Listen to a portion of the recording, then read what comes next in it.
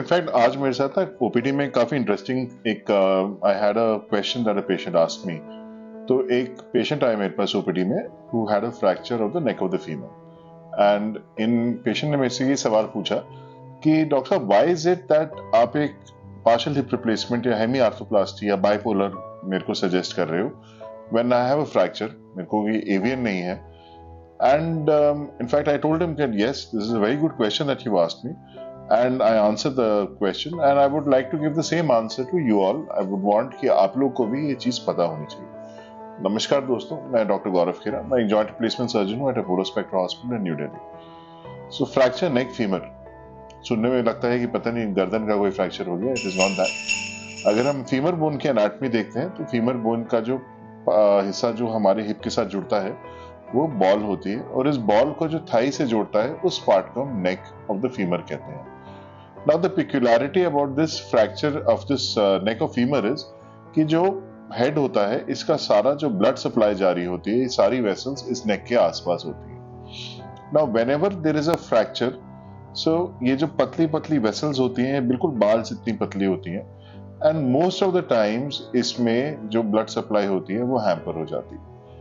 Now, when this thing happens, what is ultimately going to happen is कि blood supply to the ball of the femoral head is going to go down. Now, जब जैसे ये blood supply नीचे होएगी, तो हमने पुराने काफी सारे वीडियोस में डिस्कस करा है about AVN, avascular necrosis. So exactly वही changes set in होने लगती हैं। तो जब ये set in होने लगती हैं तो क्या होएगा? Arthritic changes आएंगे, cell necrosis होगी, जो हेड होता है वो कोलैप्स करने लगेगा, एंड अल्टीमेटली एवियन डेवलप हो जाएगा and patient will be in pain, and वो सारे सीक्वेल जो होते हैं, that is what happens.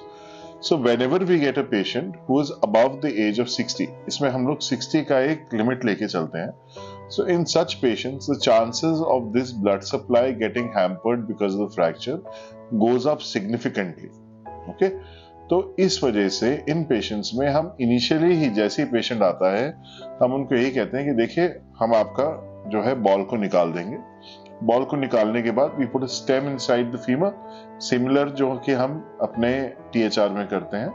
And when we put a stem inside the femur, जो बॉल होती है हम सिर्फ बॉल को चेंज करते हैं। As far as the acetabulum is concerned, हम उसको कुछ भी नहीं करते एंड पेशेंट उसी पे चलता रहता है। ये भी दो प्रकार के होते हैं, you can have cemented bipolars, you can have uncemented bipolars, depending on हम अपने स्टेम को हड्डी के साथ फिक्स कैसे करना चाहते हैं। The other advantage of this is कि जो मेरे जेराटिक पेशेंट्स होते हैं उनमें डीवीटी की कॉम्प्लिकेशन होने के चांसेस काफी हाई रहते हैं। डीवीटी क्या होता है? DVT is a dreaded condition जिसमें कि जो वेन्स होती हैं उसमें because the patient is bed ridden for a long time, तो धीरे धीरे ब्लड का जो फ्लो होता है वो स्लगिश हो जाता है, and because of that there is formation of clots which can then lead havoc. It can go to the brain, it can go to the lungs, it can go to any part of the body. तो to prevent this complication also I want my patient to start walking very fast. So my elderly patients, I would definitely want to do a bipolar, and I would want my patients to start walking faster. Younger patients, what do? Younger patients may have multiple options. I would want to fix the fracture. I want to preserve the bone. Why do I want to preserve the bone? क्योंकि मेरे implant की भी एक life होती है। अब अगर एक 20 साल के इंसान में मैं बाइपोलर तो करूंगा नहीं, क्योंकि मैं बाइपोलर की मेरी लाइफ होगी 15-20 साल। मैं टीएचआर करूंगा पर उसकी भी लाइफ जो है 30-35 साल होगी। So I will try that I preserve the bone. What do? I will do, maybe I can do a PFN, or maybe I can fix it with multiple cannulated screws, or I can do हमारा पुराना एक बहुत अच्छा gold standard implant आता है जिसको DHS कहते हैं. I can do something like that. So this is why younger patients I will move towards bone preservation. Elderly patients I will move towards mobilization, and early mobilization is always safe for my elderly patients. So I hope जो मैंने एक बड़ा interesting और अच्छा सवाल मेरे से आज पूछा गया, आई होप आप लोग को भी इसका जवाब थोड़ा समझ में आया.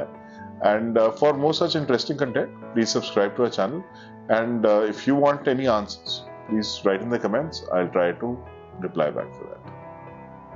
For more information, contact Dr. Khera's Wellness Clinic.